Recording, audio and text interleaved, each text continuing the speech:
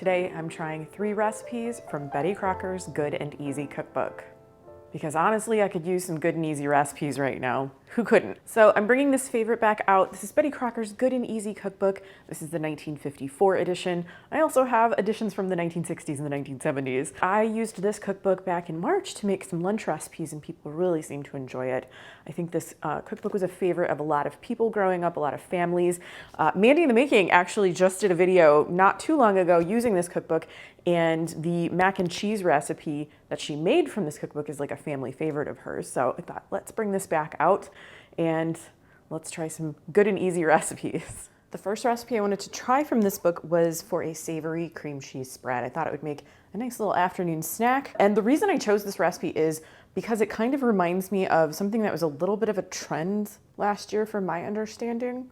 If I'm following a trend, it's probably by accident. It was for this cream cheese and olive sandwich. I believe it was a vintage recipe that got picked up and like people started making it on TikTok, maybe. I totally know what I'm talking about. This is more of just like a spread that you would eat on crackers. And it sounds really good to me because I love olives. I love green olives, I love black olives, whatever kind. The recipe starts with very soft cream cheese, 3 ounces. And if you can hear the laundry going in the background, sorry, sometimes I just have to get the laundry done. That's real life. Another interesting thing about this recipe, I thought, is that it starts with a base recipe or a key recipe, and then you can add different things to it to turn it into a slightly different spread. So I'm gonna show you where that recipe stops and then the other things that you can add to it.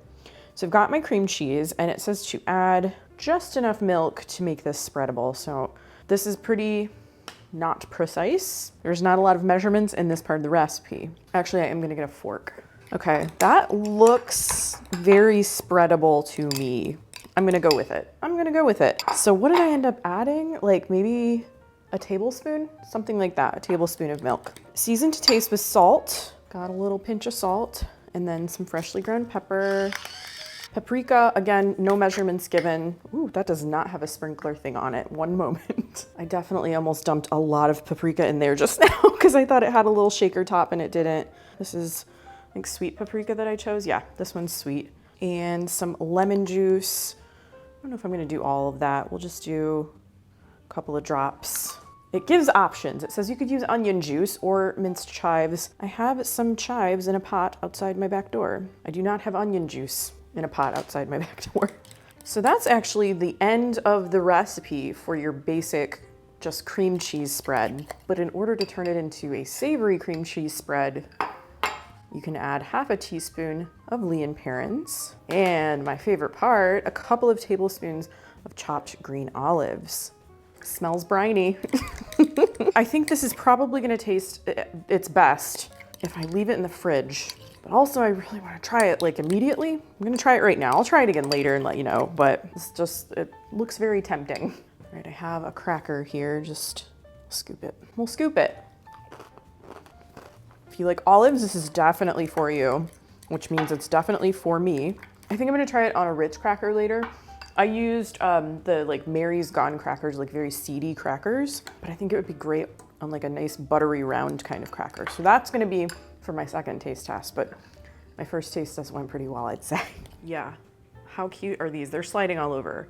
Not gonna tip it too much. Here, I'll hold one up. I put just, you know, a cute little slice of green olive on there because I had to make them cute, right? Very excited. I'm so sorry for all of my olive haters out there, but I think this is so good. Yeah, if you enjoy olives, this is a very good, easy cream cheese spread. I like that it doesn't make a ton. I mean, you can of course double the recipe. I would kind of like to put this on little toast rounds too. It's very good on the Ritz crackers though. Flavors, creamy of course because of the cream cheese. Taste the chives in there, the salty briny olives, and then the Lean Parents is so good. Tasting a little bit of the citrus too. That is delightful, and I think it makes a very cute little delicious afternoon snack. All right folks, so next up, we've got this chicken and wild rice casserole. And this is a quick one. Heat oven to 350, got it. Mix ingredients together, so let's go over those ingredients. Got 2 cups of cooked shredded chicken. This is from a rotisserie chicken that I purchased earlier this week. I get roughly 4 cups of shredded chicken off of a rotisserie chicken. So I was able to use that for 2 different recipes. Did you see the last one? If you missed my Bisquick video, I will link it in the description down below. I also have 1.5 cups. It says 1.5 cups of wild rice. I'm using a wild rice blend, and I'm using this because the rice, it's cooked. You want it to be cooked.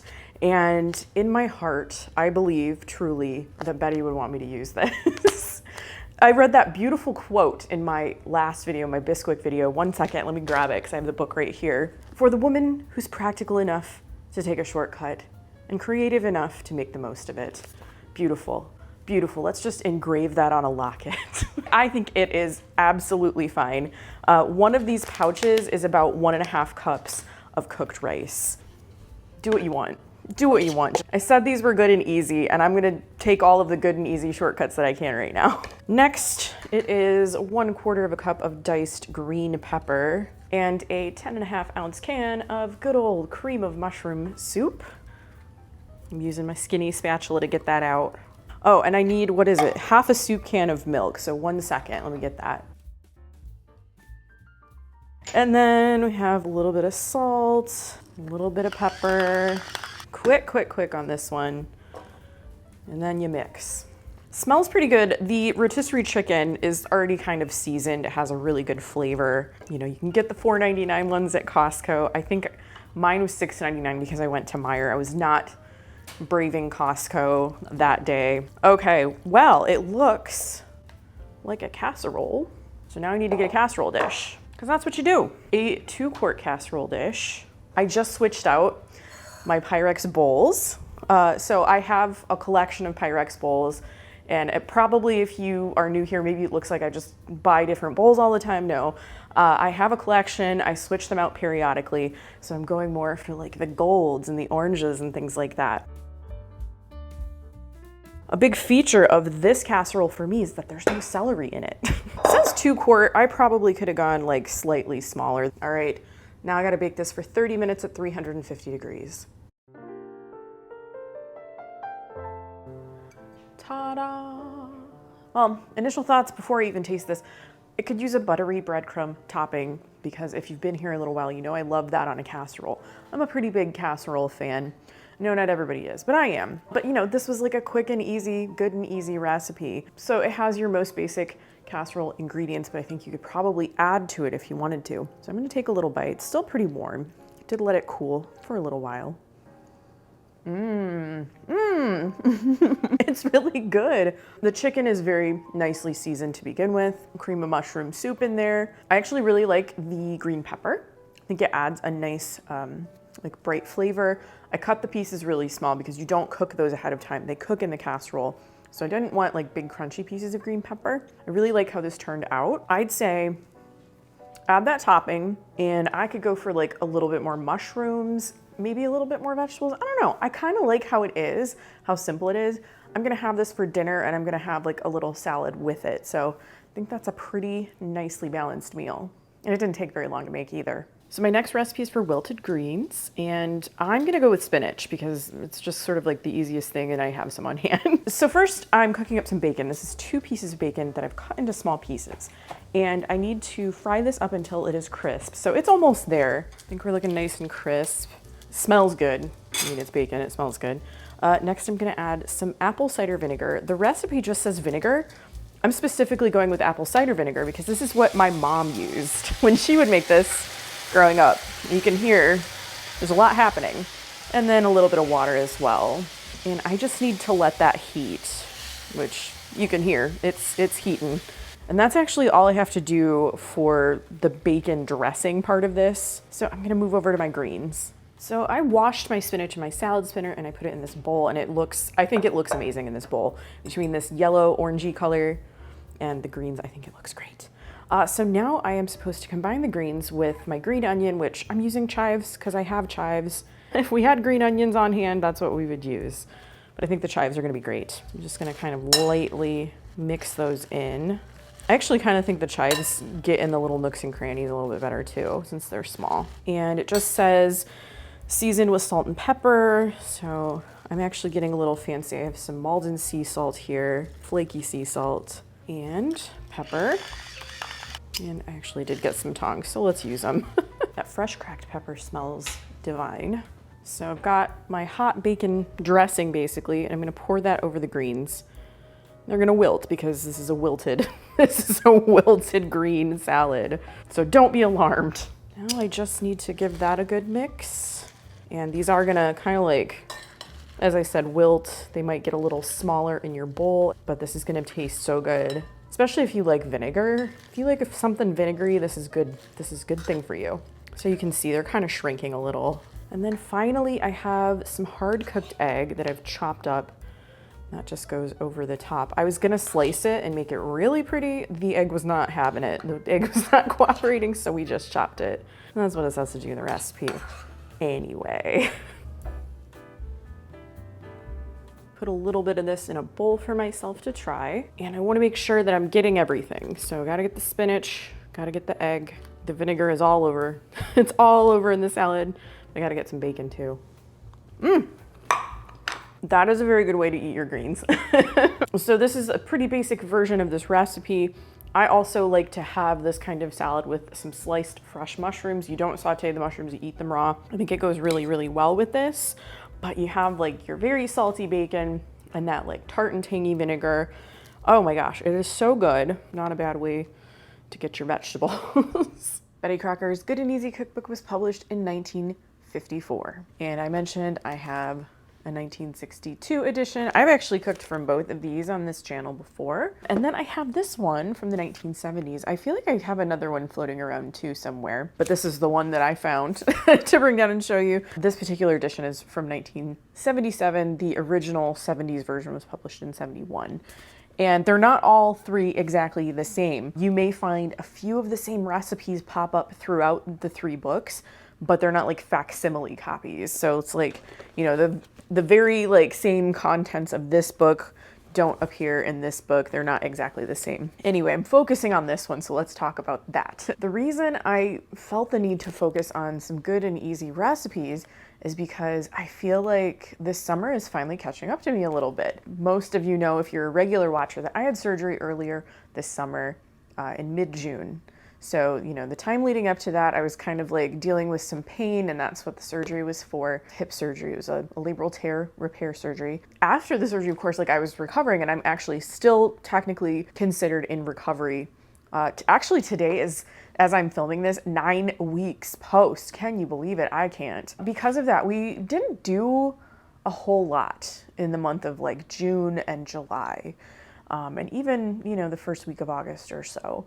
But, you know, I'm more mobile, I'm doing better. And thank you so much for everyone who has checked in on me, and thank you for your care and concern. And, you know, I'm able to walk farther and do more things. So we started setting up some travel and setting up some fun things. And I am very excited about all of this to come. But I'm feeling like I need to really focus on like easy recipes at this point, because I am having to film ahead a little bit and have some footage ready to edit while we're traveling and stuff like that. So Good and Easy, I mean, I know that this book, the first time I used it was both good and easy, and I was like, let's try again. Let's try that one again. And I didn't theme this particular video quite in the same way that I normally would. A lot of times I focus on a specific meal or a specific ingredient. This is just like good and easy, let's go. So I just picked 3 random recipes from like 3 different areas of the book. Let's just kind of chat about this book a little bit. You know, I love the colorful cover. I need to show you the back. I know there's a little bit of a glare, so I'm trying to avoid it. And that's an illustration, that is not a photograph. The 1960s version of this cookbook, it is a photograph, but these are drawings, and they're so cute, right? I think so. A little bit of what it says on the back. Here is an entirely new kind of cookbook, attractive and easy to use, that takes into account all the frozen, canned, and ready mixed foods that speed up and simplify cooking today. I know people have a lot of thoughts and feelings about using convenience items, but truly, however you can get food on the table for breakfast, lunch, or dinner, for yourself, for your family, that's just my opinion. Let's move on. And I did take some shortcuts in the recipes that I cooked today, as you can plainly see. Let's look at a few illustrations, because this one has a lot of cute ones. My gosh, these 50s cookbooks.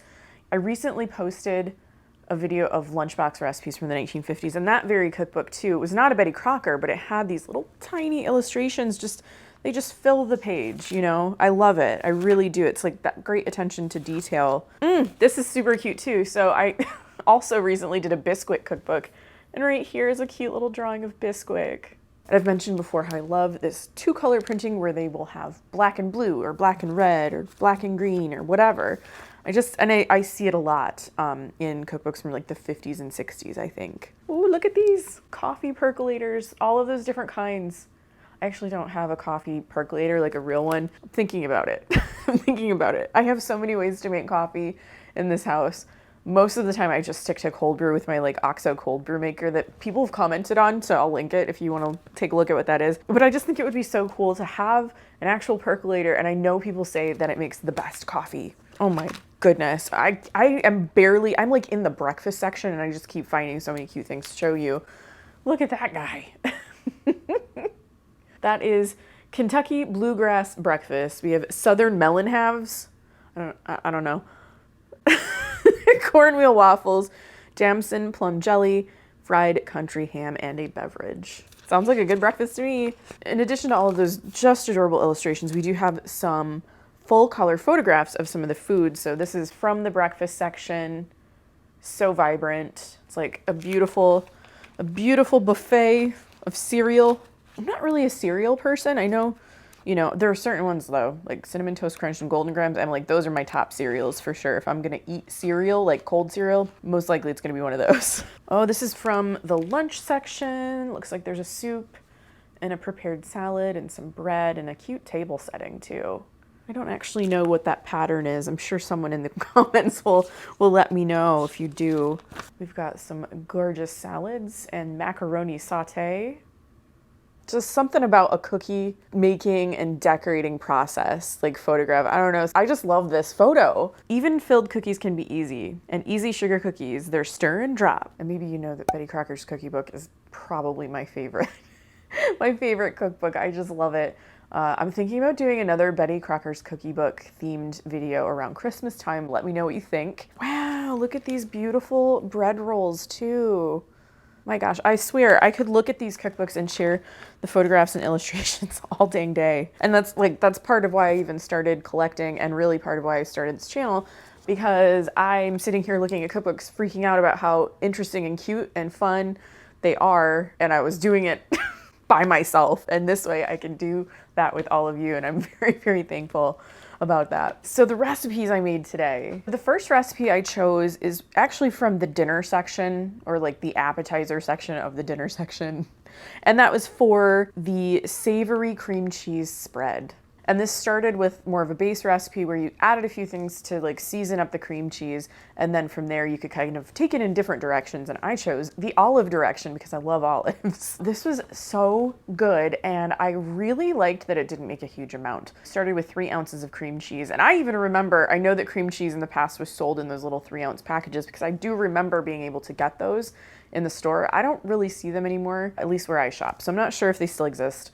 But anyway, it just made like the perfect amount for me to have a few times. On camera, I tried it on a couple of different types of crackers, but I found that the ultimate best way that I enjoyed it the most was on a flour tortilla. So those like pinwheel appetizers, or little like pinwheel almost sandwich things that you can get with cream cheese, you know, you can make those with chive cream cheese, like pre-mixed. So I really enjoyed this by spreading it on, I had like little taco-sized flour tortillas. So I spread some of the cream cheese spread on that and like rolled it up and cut it, and it was so good. Oh, it was so good. I just think you could enjoy this particular cream cheese spread in a lot of different ways, whether it's with crackers or vegetables would probably be good too. You could probably thin it down a little bit more with some more milk and dip it that way, but I really liked it. I really liked it on a flour tortilla. For my second recipe, I made some chicken and wild rice casserole.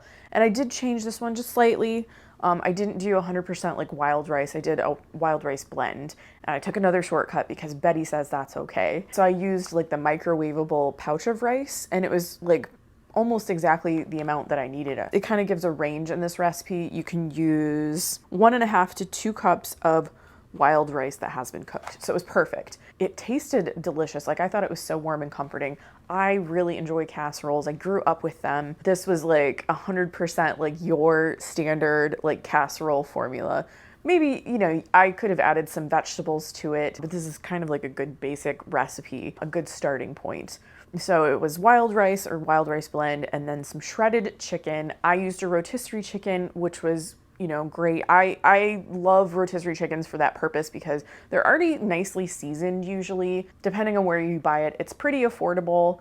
And I got like almost 4 cups of shredded chicken, which I used some of that shredded chicken in another recipe in another video. So it was exactly what I needed. And then from there, it was just a little diced green pepper and some good old cream of mushroom soup, which I always have in the pantry. Of course I do. I make videos about vintage recipes every week. Sometimes you gotta stock up on certain things. Mix it all together, bake it in the oven.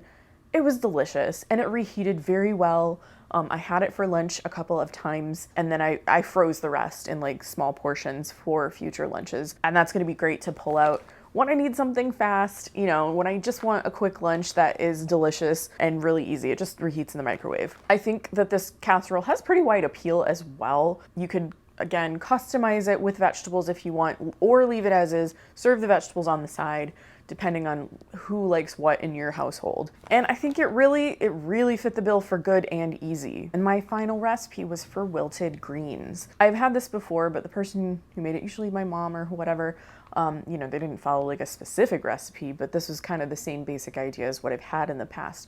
And it was delicious because, you know, between that very tart, sour kind of vinegar and then the very salty bacon with your greens, it's a good combination, right? I actually had that as my lunch one day.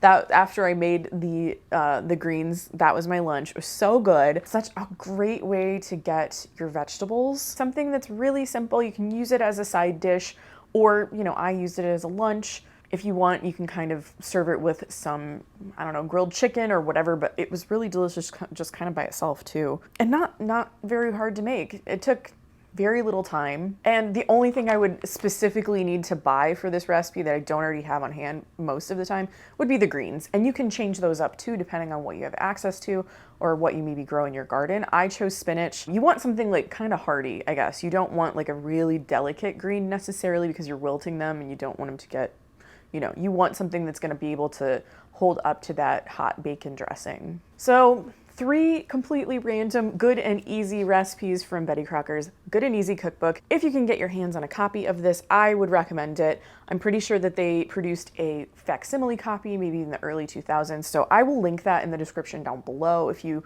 want to check it out and if you want to add this to your cookbook collection. If you love cookbooks and recipes from Betty Crocker, I have an entire playlist and I'll link it in the description down below. I am on Patreon, so if you'd like to support me over there, I'll leave a link in the description so that you can do that. Thanks again for watching, and I'll see you in my next video. Bye.